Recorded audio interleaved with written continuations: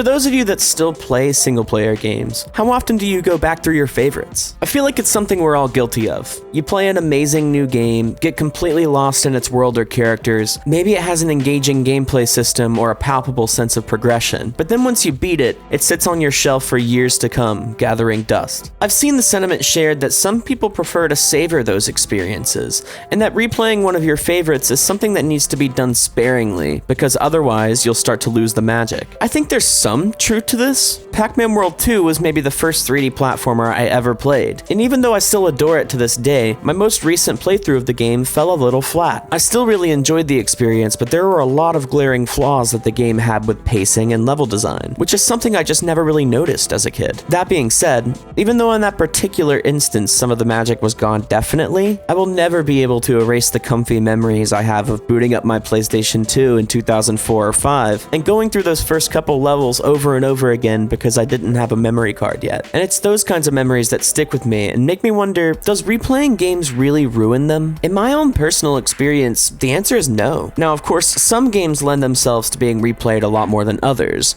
but what constitutes a game having replay value? Most people would say big, non-linear open world titles, games with multiple endings, or even just games with multiple campaigns and modes have significantly higher replay value than other, more linear and straightforward titles. This is undoubtedly true. It's one of my favorite things about classic CRPGs like the original Fallout. Each playthrough is a unique experience if you want it to be. Even my favorite game of all time, Fallout New Vegas, still catches me off guard, surprising me with dialogue I've never heard before based on something I did hours ago and forgot about. It's probably a good thing that you blew up those hundreds of Securitrons over at the fort.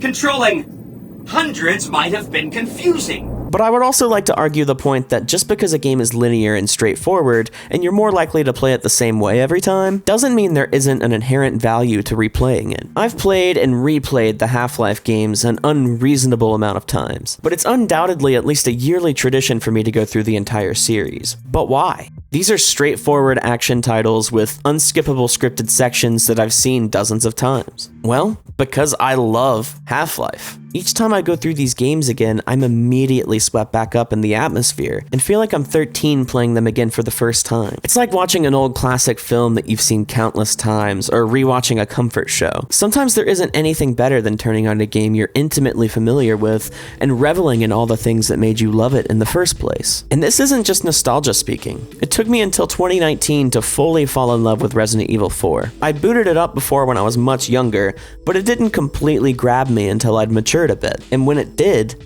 it never let go. I can confidently say that this is one of those games that I can boot back up again, run through it in a couple evenings, and then have absolutely no qualms with starting a new game immediately after. The gameplay formula here is tweaked to perfection, and the cutscenes and presentation are like watching an old B-horror movie, providing the same sense of so bad it's good comfort that those films occupy. Hasta luego. And it's not just me turning my brain off and going through the motions.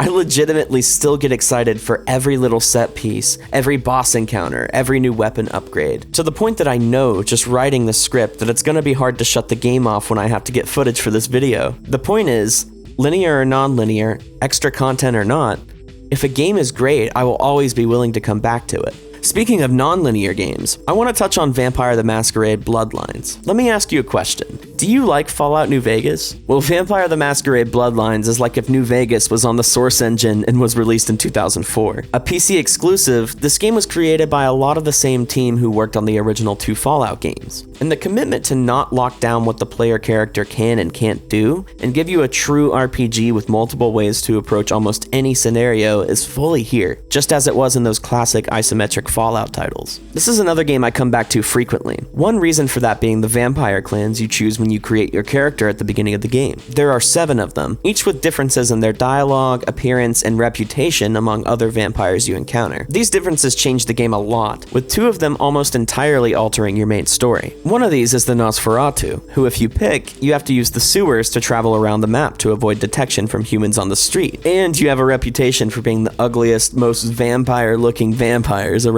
The other one that really switches up the gameplay is the Malkavians, who have a reputation for being totally insane insane, with the game giving you completely different dialogue options than any of the other clans, and really funny dialogue options at that. This is unironically one of the coolest things I've ever seen in an RPG. The game is deep and engaging enough without even including these wildly different playing options. But the fact that they're here means you're almost obligated to replay the game, because if you don't pick Malkavian the first time around, you're going to be thinking in the back of your mind, I wonder how this would have played out if I was completely insane. So there's replaying a game for the purpose of getting a different outcome, but there's also replaying a game just to see how fast you can do it. And yes, I know I'm essentially just talking about speedrunning, but even in a casual sense, I'm far from having the world record on Tony Hawk's Underground 2, but I can beat the game in under 15 minutes, and the sense of joy that I get from absolutely bodying a game that used to take me weeks to beat as a kid will never get old. There's also games that incentivize this sort of run back through the game as quick as possible mentality. Of course, Metroid is the classic example, actively tracking your time for each playthrough and showing it to you at the end of each run with different results depending on how fast you've done it. There's also games like the classic Resident Evil entries and Silent Hill that also track your time, making you want to replay it just to see how low you can get it. One game that doesn't track your time and offers no extras for completing it quickly, but still manages to be such a speed-oriented game is the original Portal. Even in a completely casual, slow-paced run of Portal, it's only about 3 hours long, but you can really shrink that time down if you've already played it and know the answers to the puzzles. All of a sudden, this puzzle game is not about slowing down and thinking things through anymore. It's about reflexes. Being able to use the tools to your advantage to get through test chambers in unintended ways. This is how you get mileage out of a short, linear game like this. On the other hand, as I mentioned in my look back at the series, Portal 2 is a lot more ambitious in scope and especially in narrative, making it the less obvious pick for replayability between the two. But unlike Portal 1, I don't tend to come back to Portal 2 just for its gameplay and test designs. I come back to Portal 2 for the same reason I replay the Half-Life titles. There's something so special about the back half of Portal 2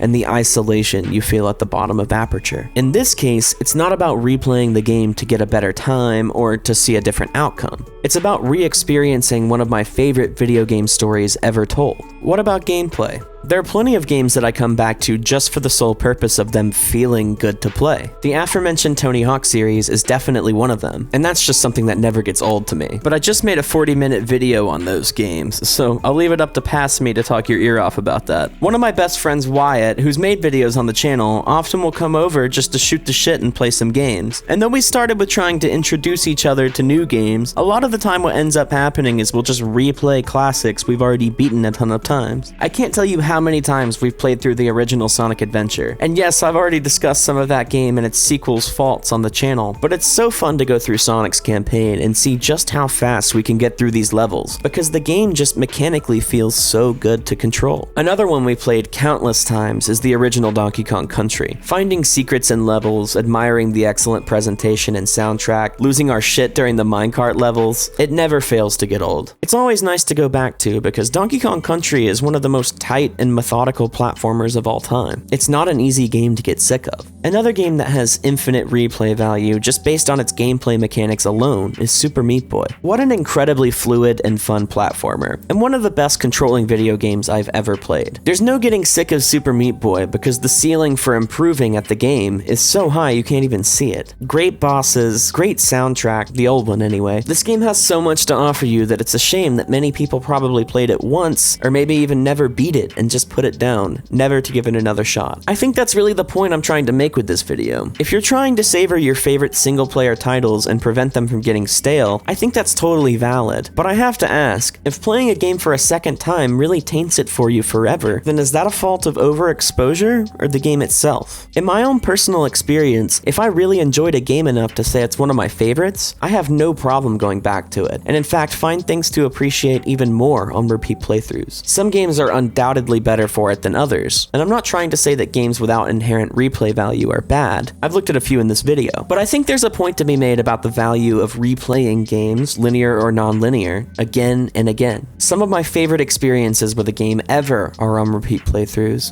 or even showing one of my favorites to a friend. If you're on the fence about going back through one of your favorites and worried about tainting your opinion of a game you once held highly, I say you should go for it. You might be surprised just how much you enjoy it the second time around. Thanks so much for watching. This is a different kind of video for this channel. Not used to making these kind of more general topic videos about games, but if this one does well, I'm certainly not opposed to making more. Wanted to also shout the Patreon. Finally got some exciting bonus content on there, so the link's in the description if that sounds like something you're interested in. Thanks.